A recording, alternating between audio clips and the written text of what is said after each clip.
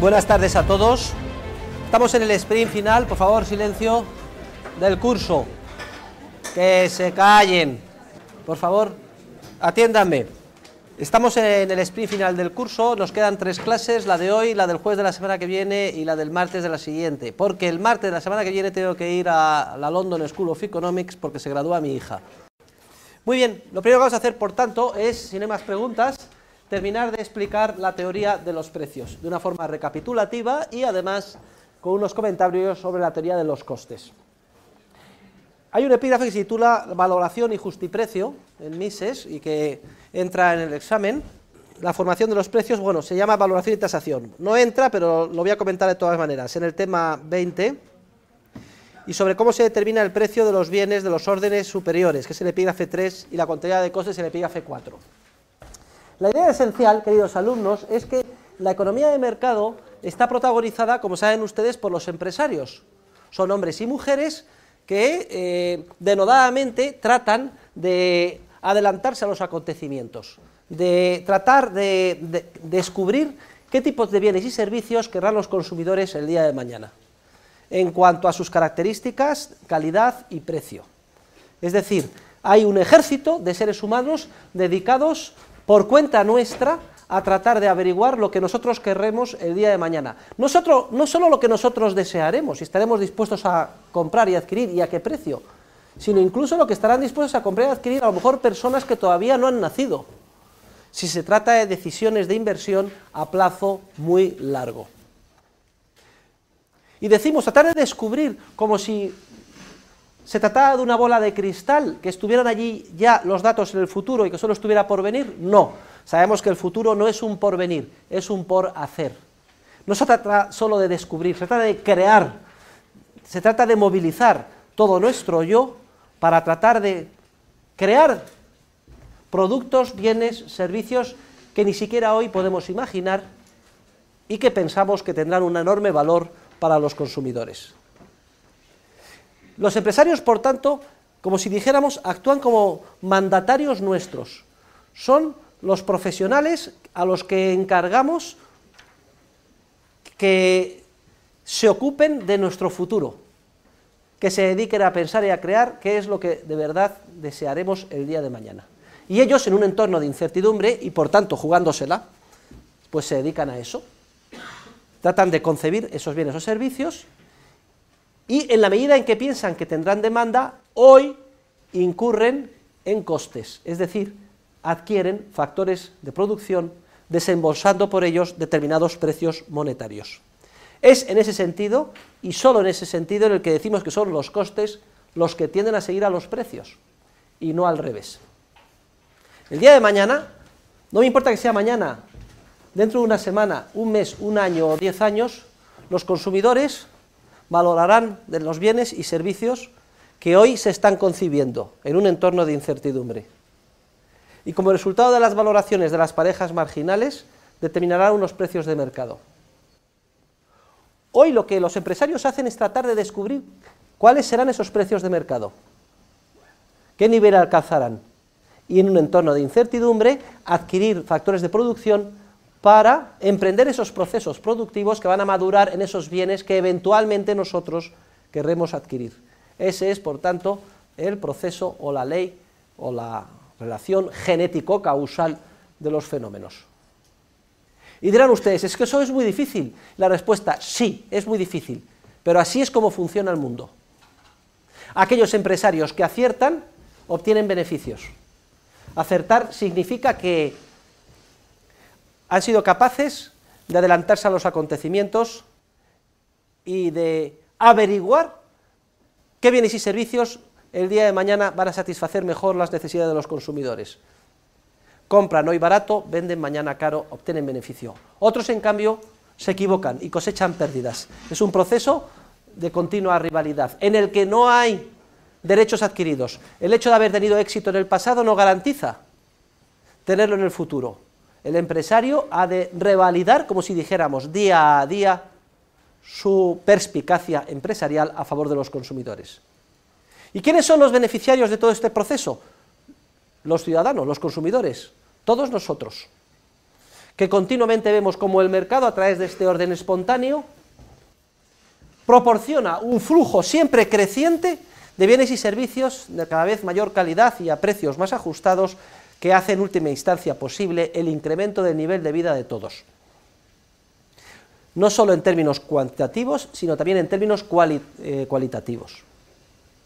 No solo cada vez un número mayor de seres humanos, que es capaz de ser soportado por el proceso, sino además con un nivel de vida cada vez más rico. Luego, el libro de texto habla de tasación. En las ediciones anteriores lo traducíamos como justiprecio. En realidad es el proceso por el que los empresarios prevén cuál es el precio de mercado del bien que estaremos dispuestos a comprar o adquirir en un futuro más o menos lejano. Fíjense ustedes, por tanto, y con esto termino, cuál es la concatenación de los acontecimientos. Empezamos en el futuro, y no me gusta poner, digamos, representaciones matemáticas, que son subíndices en variables. Las valoraciones en el momento T+1, que todavía no ha llegado a producirse, determinarán a través del proceso de competencia bilateral un precio, y ya hemos visto a través de qué mecanismo se determina ese precio, valoraciones de las parejas marginales, un precio de mercado. Y hoy, ¿qué es lo que hacen los empresarios? Tratar de averiguar cuál será ese precio. Y en función de eso, hoy adquieren factores de producción. Es decir, incurren en costes, que son los precios monetarios que se pagan por los mismos para producir ese bien que se venderá el día de mañana. Son los precios los que determinan los costes y no al revés. Muy bien. Y en última instancia, ¿qué son los costes? Y con esto terminamos la parte de teoría de los precios de este curso. Ya en su momento, al comienzo del trimestre, decíamos que el coste es un valor subjetivo, que el actor da al fin, a un fin, pero que precisamente no es el fin que persigue al actuar, sino aquel al que renuncia cuando decide seguir un determinado curso de acción. Este es el concepto subjetivo de coste de oportunidad. Ahora bien, hay una segunda definición de costes más estricta, que es una definición de costes en términos de cálculo económico. Y esta segunda definición de costes, más estricta, más concreta, en términos de cálculo económico, define los costes como los montos, las cantidades o las sumas dinerarias que es necesario desembolsar para adquirir factores de producción en el mercado. Y efectivamente, todo empresario, cuando saca adelante un proyecto empresarial, está continuamente adquiriendo factores productivos. Compra los servicios de muchos tipos de factor trabajo, adquiere, pues a lo mejor, una fábrica o alquila un local comercial, ordenadores, programas, tiene que pagar luz, electricidad.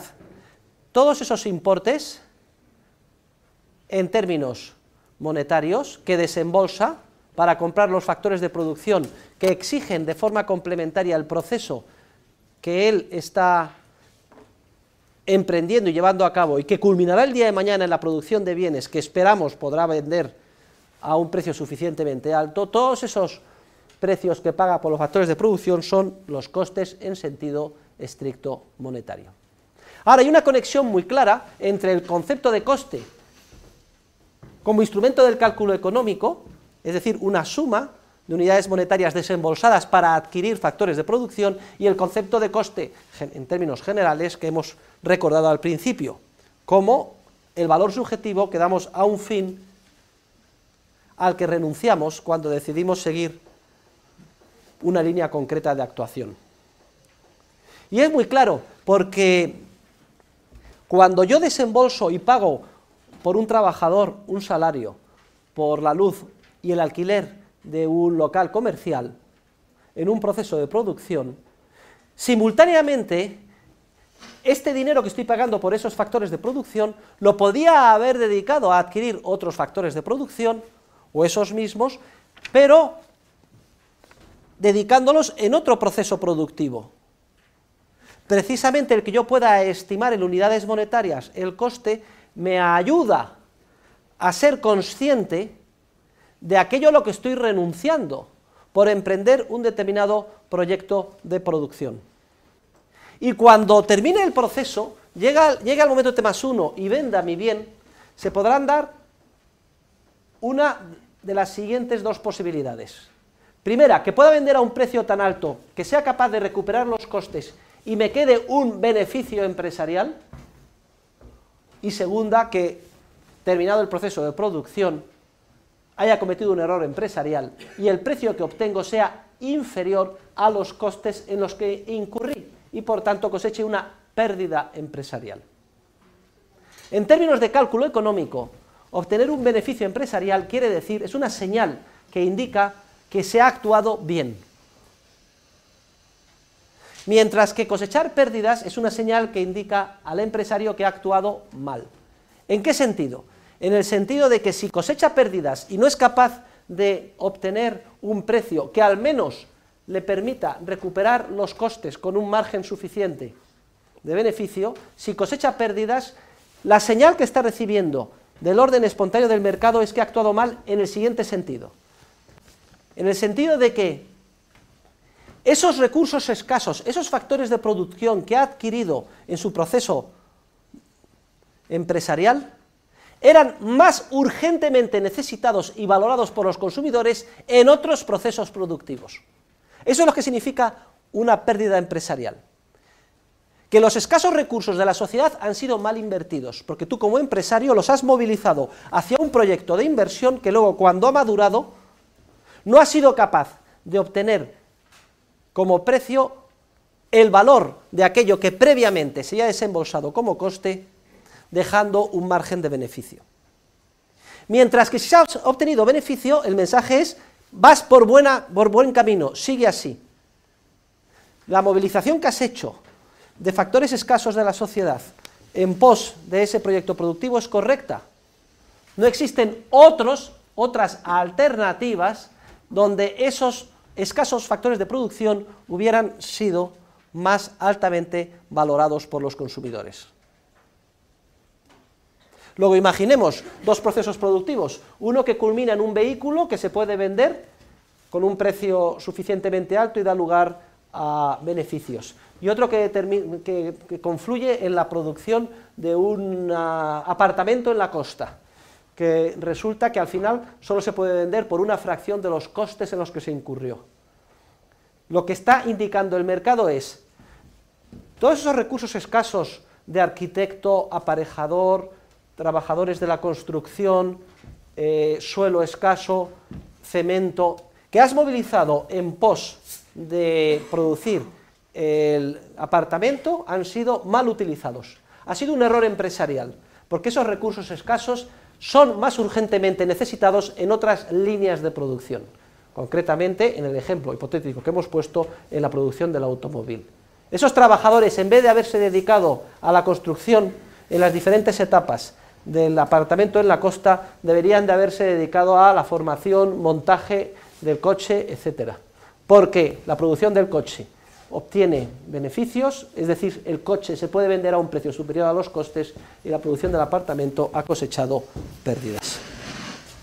En una economía moderna, las decisiones empresariales serían imposibles si no se dispusiera del cálculo económico, es decir, si no existiera un mercado libre de factores de producción donde se pudieran comprar y vender y se fijara un precio para los mismos. Es precisamente porque existe ese mercado, dinero y precios de mercado libre con los factores de producción, por lo que puede hacerse el cómputo de costes y por lo que podemos saber si hemos ganado o hemos perdido y si hemos asignado bien o mal los correspondientes factores productivos. Ahora, imagínense que de pronto desaparecen los precios de mercado, porque se impide por la ley que haya un mercado libre, o no existe dinero, o ambas cosas a la vez. ¿Cómo podríamos conocer si hemos actuado bien produciendo el coche o produciendo el apartamento? Nos encontraríamos en la más absoluta oscuridad. Sin cálculo económico perdemos la guía esencial que orienta la acción de los empresarios en las múltiples y complejísimas decisiones y acciones que continuamente día a día tienen que llevar y tomar a cabo.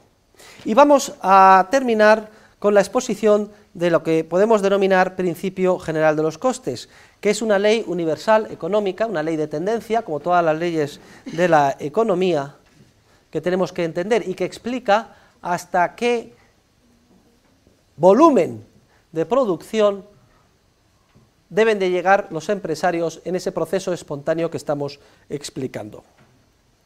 La idea es muy sencilla y también se expresa en términos marginales, de una unidad más, una unidad menos.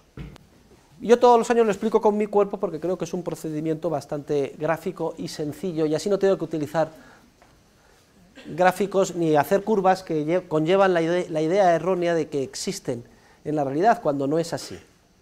Hemos hablado de un proceso temporal. Todos los procesos de producción son procesos temporales, conllevan tiempo, una serie de etapas sucesivas. En ellos colaboran una serie de factores de producción complementarios que el empresario adquiere, incurriendo en costes. Ahora, se pueden producir más unidades o se pueden producir menos unidades. ¿Hasta qué nivel llegará el mercado? ¿Cuándo deberá seguirse adelante produciendo más o cuándo deberá pararse el número de unidades de producción? Lo que les estoy a ustedes explicando es el proceso de producción de vehículos.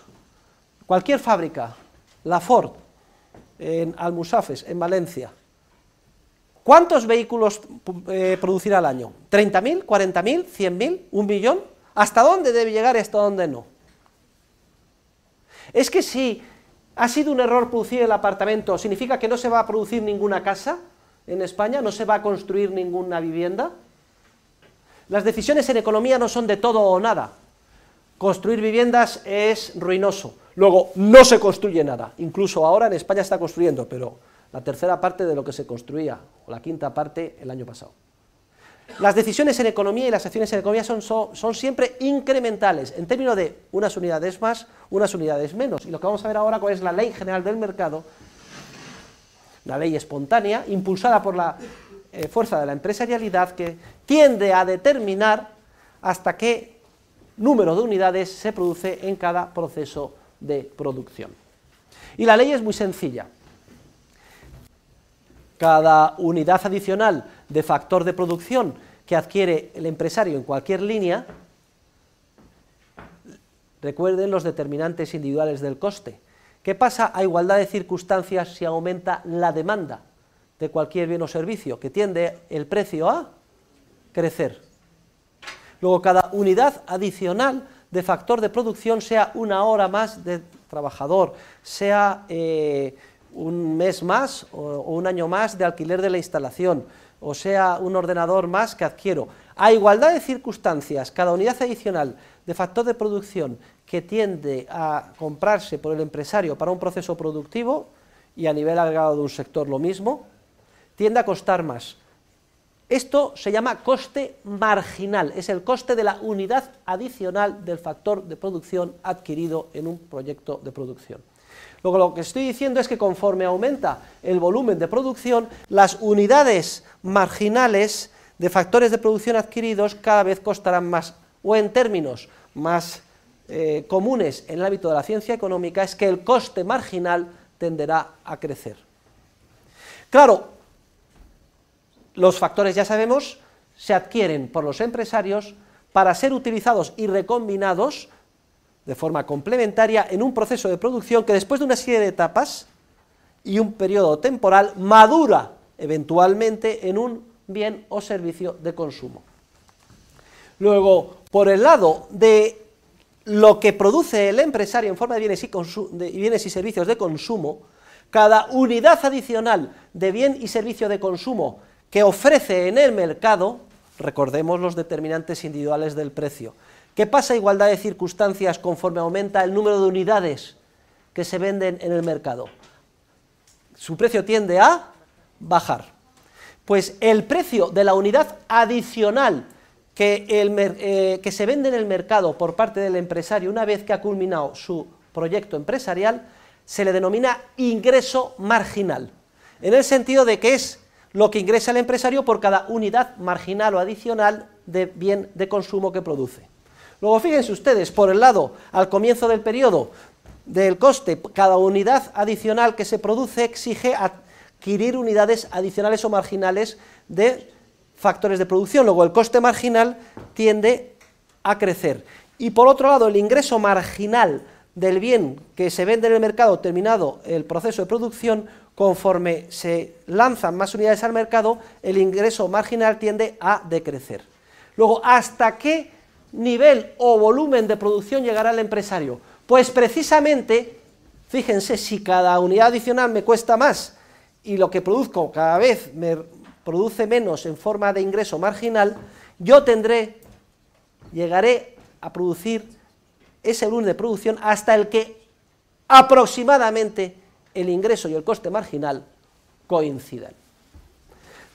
Porque si me paso y sigo produciendo vehículos o apartamentos por encima de ese nivel, resulta que las unidades marginales o adicionales de bien producido me generarán pérdidas.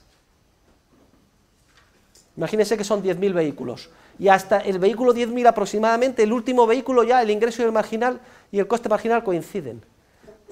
Lo que he adquirido, lo que me ha costado el factor de producción adicional para producir el último vehículo y lo que he obtenido por su venta, más o menos coinciden. Si sigo produciendo vehículos, en vez de 10.000 hago 10.500, 11.000, esos vehículos marginales ya supondrán un coste marginal superior al precio de venta y por tanto los produciré a pérdida. Ahora bien, téngalo bien claro, no hay guías exactas, no existen funciones de costes, si no sería facilísimo ser empresario, se meterían los datos, yo meto los datos en un ordenador, a ver, don Santiago, ¿cuántas unidades tenemos que producir este mes? Lo mete en el ordenador, mire, las 11.524, venga, perfecto, a producirlo. Entonces seríamos gerentes. No, el mercado continuamente está protagonizado por empresarios que actúan en un entorno de incertidumbre y que por prueba y error tienen que averiguar en sus proyectos concretos cuál es el ingreso, el coste y el volumen de producción a partir del cual, si es un error seguir o es un error quedarse corto. También es un error quedarse corto, porque si produzco de menos, estoy dejando de ganar lo que podría ganar con unidades adicionales. Y esto hay que encontrarlo a través de ese proceso empresarial de prueba y error, sabiendo que los datos continuamente cambian como resultado de la creatividad humana.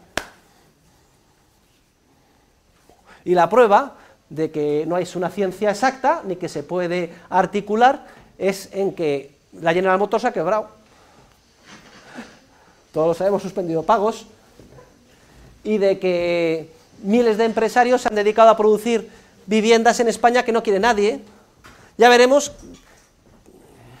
que esos errores empresariales, en muchos casos, lo veremos en la teoría del ciclo, aquí en clase lo comentaremos brevemente la semana que viene, la siguiente. Si se distorsionan las señales esenciales que los empresarios siguen en su quehacer empresarial, pues se inducen errores masivos de inversión, y eso es lo que genera el ciclo. Las etapas de burbuja expansiva y crisis. Eso no es culpa del mercado, sino culpa de la intervención del Estado, bancos centrales, manipulación del dinero, tipos de interés, dinero público y cómo impacta engañando masivamente a los empresarios.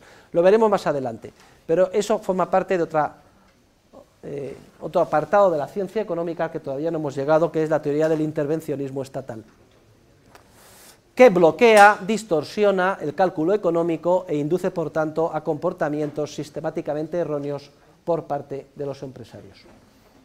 Luego, la ley de tendencia es que tiende a producirse aquel volumen de producción hasta el cual ingresos y costes marginales coinciden.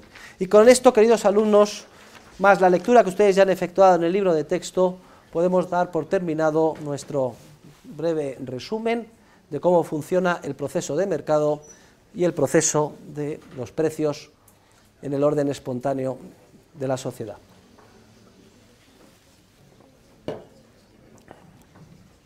Muy bien, pues hecho esto, vamos ahora a estudiar la competencia y el monopolio. Además me traigo un poema sobre Tony Smith y la increíble máquina de hacer pan. Es el tema 21. Vamos a ver los temas 21 a 23.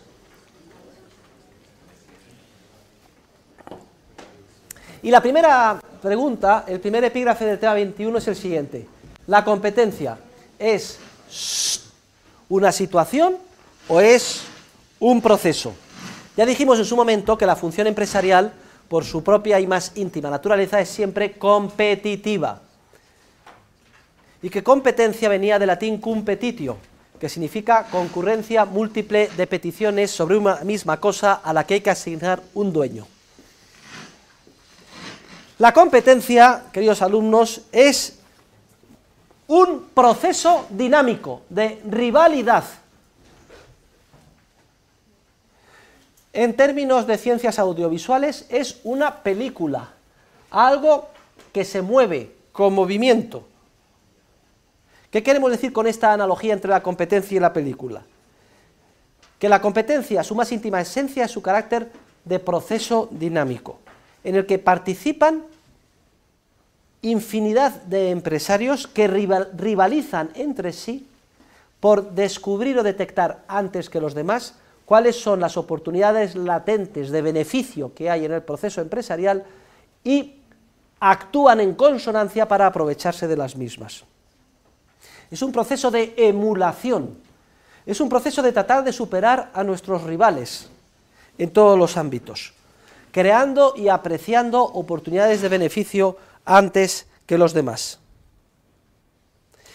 Y esto, que debe de ser ya evidente a estas alturas del curso, porque lo hemos repetido muchísimas veces, es importante contrastarlo con el llamado modelo de competencia perfecta, porque es el modelo que se recoge como ideal máximo de la competencia en la inmensa mayoría de los libros de texto de economía. Esta segunda concepción de la competencia es la concepción de la competencia como situación. En términos de analogía para los alumnos de ciencias audiovisuales, esta segunda idea de la competencia es la competencia entendida como una foto. En los modelos matemáticos de la competencia perfecta se define la competencia e incluso, es paradójico, se la califica de perfecta cuando, si se hace una foto del proceso social, se observa en el fotograma lo siguiente. Como todo fotograma es una situación estática, no hay ningún movimiento. Pues si en esa fotografía se detecta que hay múltiples oferentes, una multiplicidad de vendedores, todos ellos vendiendo el mismo producto, con exactamente las mismas características, y al mismo precio, a esa situación sin movimiento, estática, en la que hay una multiplicidad de oferentes haciendo todos lo mismo y vendiendo al mismo precio, a esa situación la califican de competencia y, para más inri y burla del sentido común, la califican de competencia perfecta.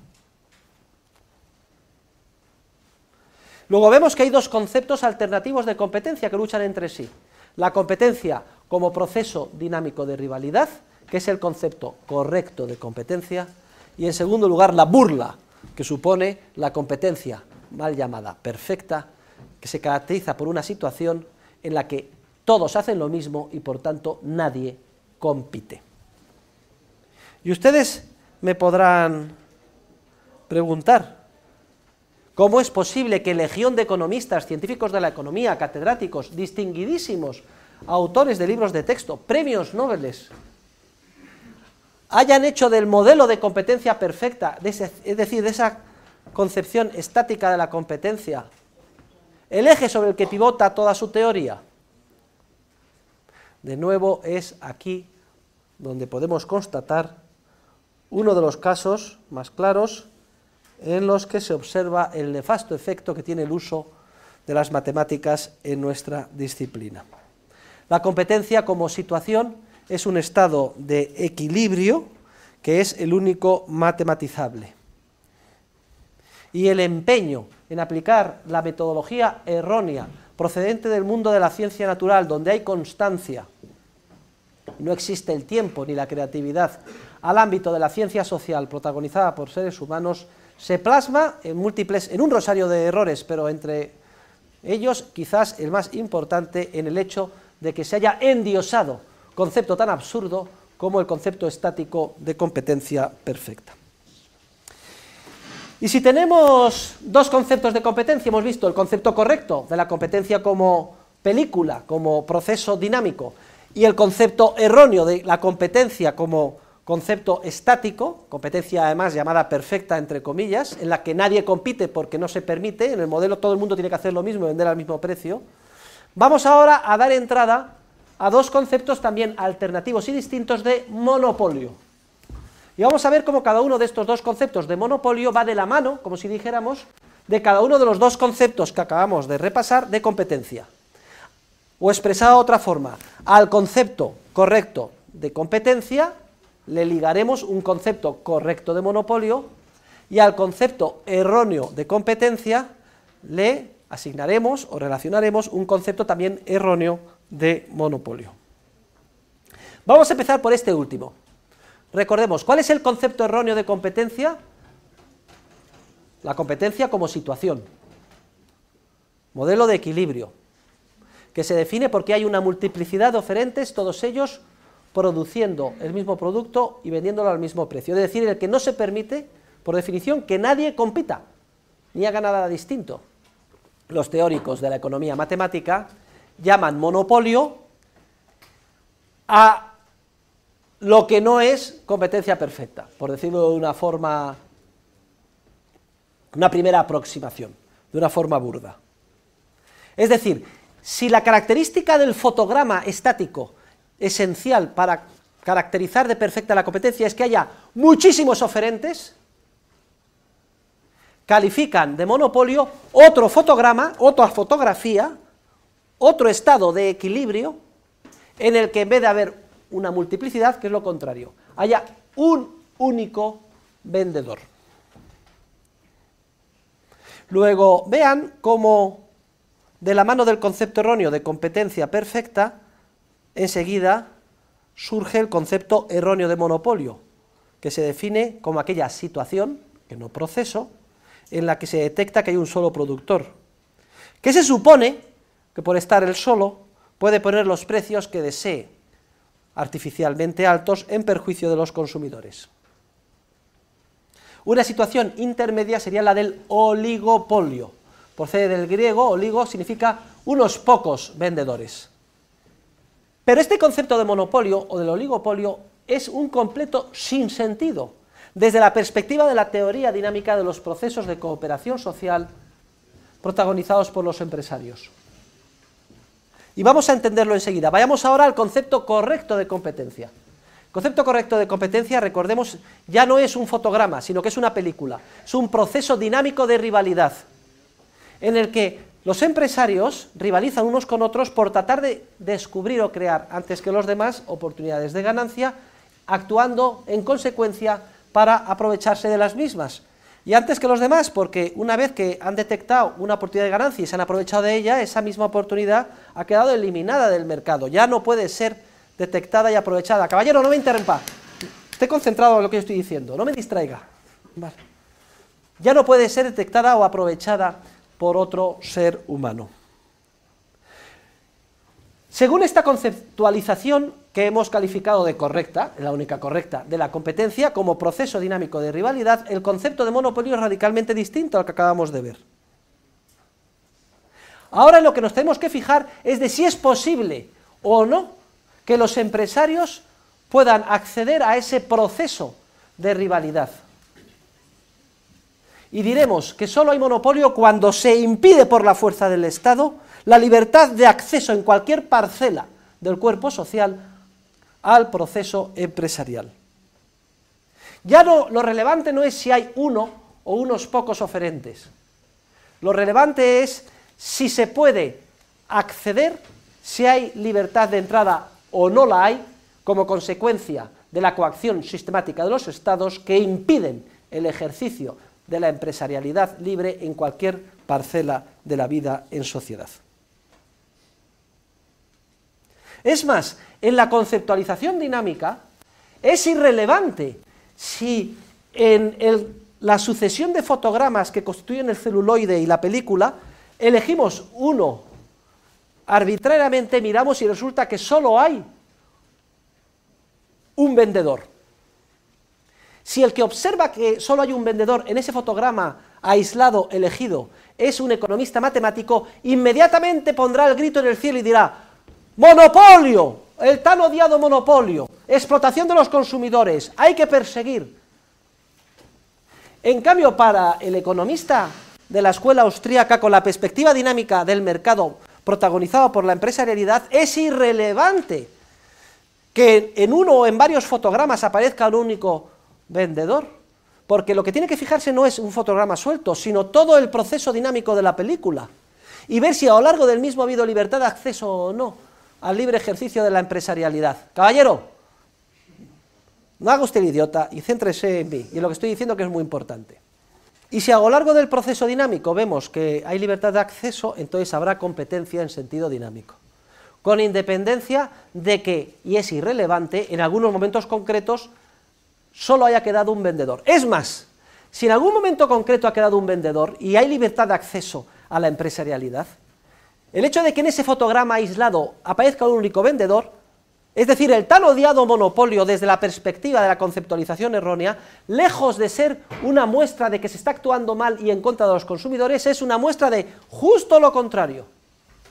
Si el proceso dinámico es libre y los empresarios participan en él tratando de emularse y rivalizando entre ellos, si en algún momento histórico prepondera uno solo, eso significa que ha preponderado precisamente porque ha sido capaz de servir las necesidades de los consumidores mejor que nadie. Luego, la empresarialidad libre, no coaccionada por la coacción sistemática de los estados, si en circunstancias históricas concretas se plasma en el predominio incluso de un único oferente, ello, lejos de ser muestra de algo erróneo o perjudicial para los consumidores, es una manifestación de justo lo contrario.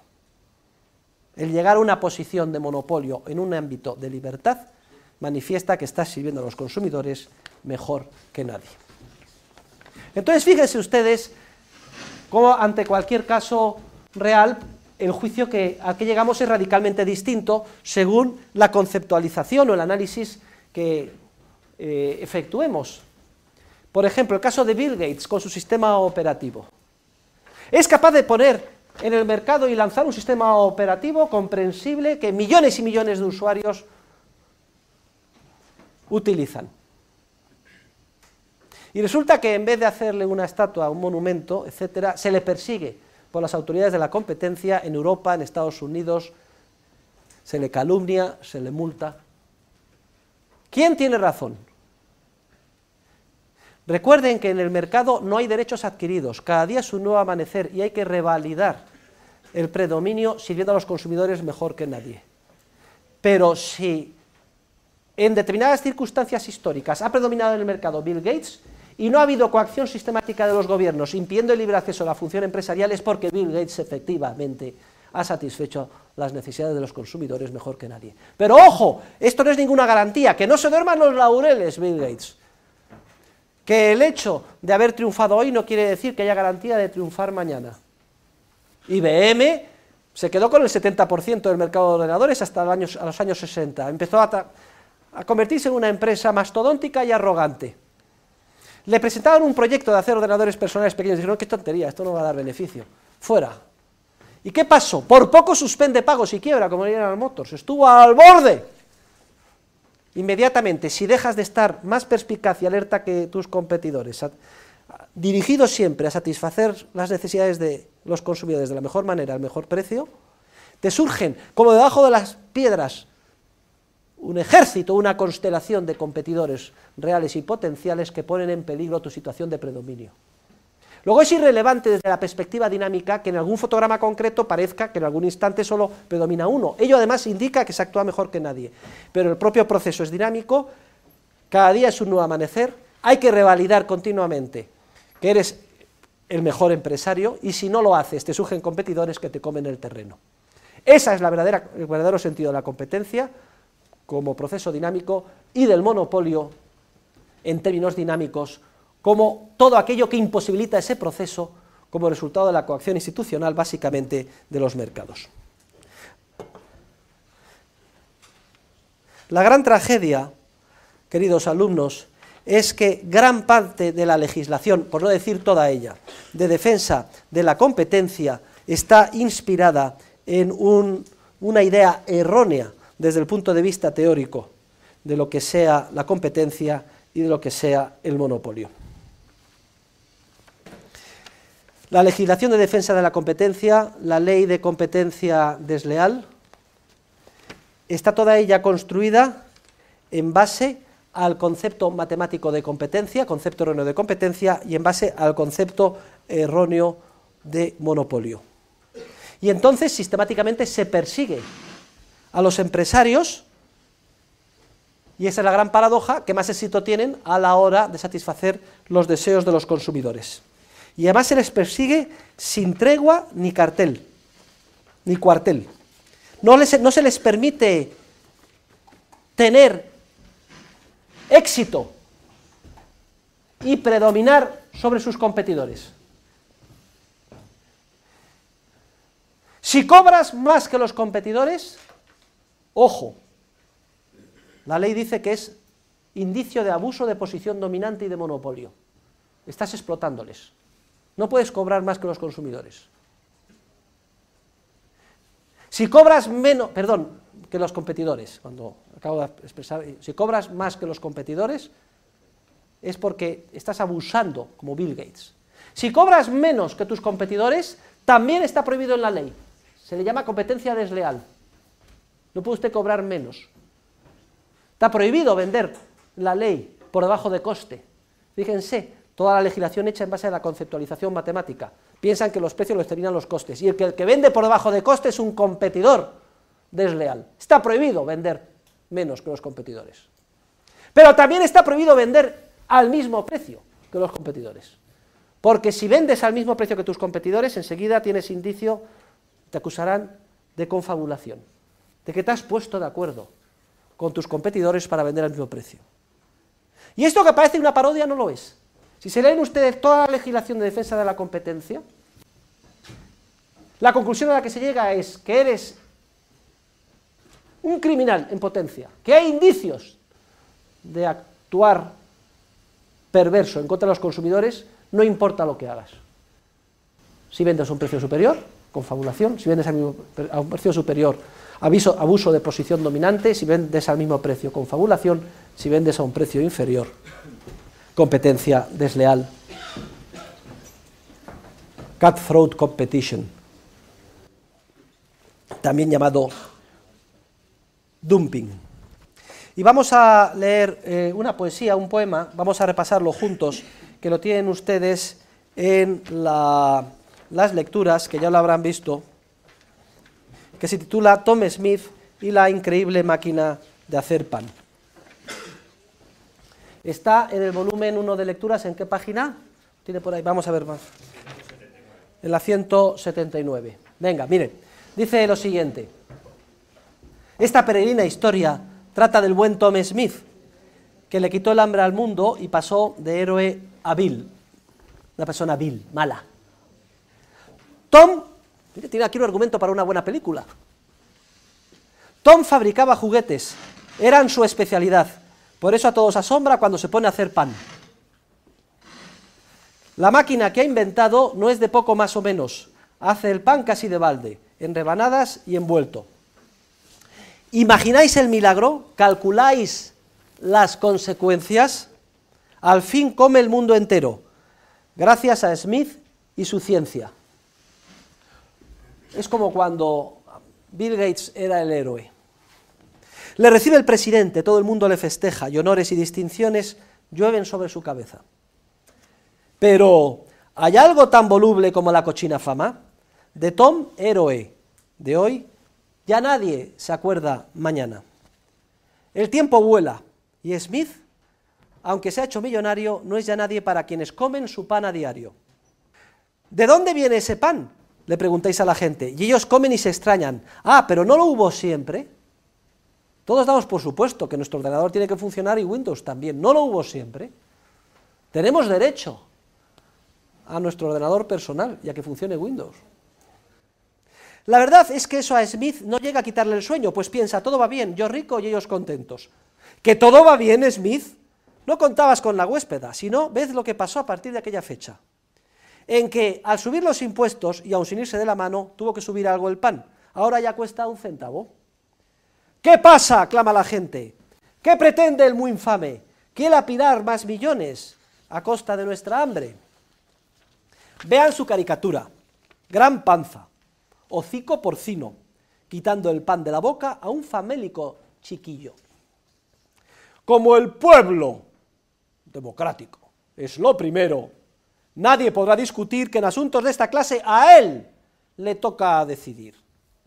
Intervienen presurosos los agentes del gobierno, menos mal que tenemos una comisaria en Europa de competencia, y una Dirección General de la Competencia en España, y un Tribunal de Defensa de la Competencia. Intervienen presurosos los agentes del gobierno, y lo que encuentran les pasma, el trust del pan, nada menos, trust, en inglés, el monopolio. La cosa se pone seria, y curándose en salud, Smith decide pasarse por la oficina antitrust, por el departamento gubernamental que nos defiende la competencia. Allá va sombrero en mano. Les han engañado a ustedes, yo no he quebrantado la ley. Pero el funcionario advierte, en época tan compleja no basta la ley, hermano, es mucho más eficaz dejarlo todo de nuestra mano. Y por si usted no se encuentra ducho en estos menesteres, le diré cuál es la norma, para que de una vez por todas se entere. Aumento ilegal de precio es cobrar más que un colega, pero si cobra usted de menos, es desleal competencia. Y téngalo bien presente, no haya en esto confusión, que si cobran todos lo mismo, será confabulación. Luego no pueden cobrar ni más, ni menos, ni lo mismo. Debe competir, es cierto, pero ande con pies de plomo, porque como conquista el mercado, ¿qué más claro monopolio? Precio abusivo o escaso, el uno al otro no quita. Si el bien público está en juego, ¿por qué no la parejita? Y pues no cuesta trabajo, a mayor abundamiento le añaden el monopolio. Hay que hacer un escarmiento. 5 años, truena el juez, y bien pudieran ser más. Hay que enseñar a esta gente respeto a la sociedad. Pasa el tiempo y termina. Ahora el pan lo hace el gobierno. Y no es preciso decirlo, todo está bien controlado y el público protegido. Claro que el pan sale a dólar, aunque el Estado lo venda a medio centavo, porque el resto lo paga el contribuyente. Miren, y con esto terminamos hoy. No hay institución más deleznable que todo el entramado, más deleznable, hipócrita y dañina que todo el entramado de defensa de la competencia. Se basa la legislación en una conceptualización errónea de la economía, ya obsoleta. La competencia no necesita ser defendida nada más que por el Código General de Leyes Civiles y Mercantiles. Toda la legislación especial de defensa de la competencia es equiparable a la antigua legislación que había en España sobre la Inquisición. Además, el proceso es muy semejante. Siempre surge como consecuencia de delaciones, generalmente de competidores poco eficientes.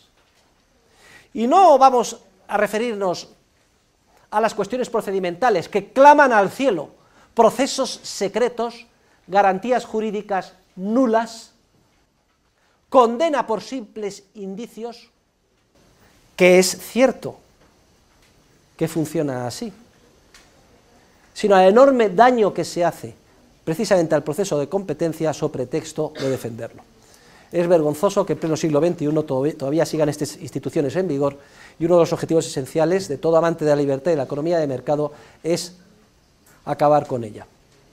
La competencia no necesita de nadie que la defienda, y menos del Estado, simplemente de las normas tradicionales del derecho civil y mercantil. Muchas gracias a todos.